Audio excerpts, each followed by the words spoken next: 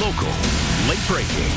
You're watching 4029 News at 5. Most of us have moles or spots on our skin, but how can you tell when a mole is normal and when it might be a problem? 4029 News shows you the ABCs of skin spots. You know, in the summertime, it's of course hard to avoid the sun, but doctors want skin cancer to be on our minds this summer season. It's one of the leading cancers for young adults, and signs of the disease will show up on your skin. Meteorologist Brittany Bell lets us know what to look out for. We all have suspicious moles and spots on our body, including me, so I took the next step to get them tested. Knowledge is potential power. And I say it's potential power because you can have the knowledge, but if you don't do anything with it, then, it's not really helpful. It's best to get tested at least once a year, and even more often if you spend a lot of time outdoors.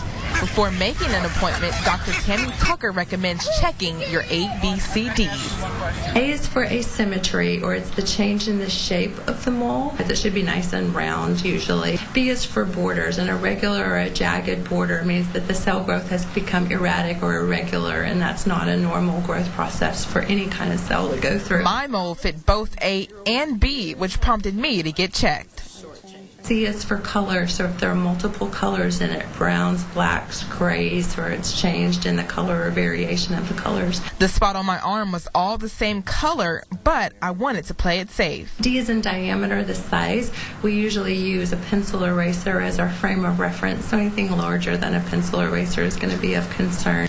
My mole was concerning at first glance, but after the examination, it turned out to be benign. Dr. Tucker recommends to visit the doctor again if you notice any changes.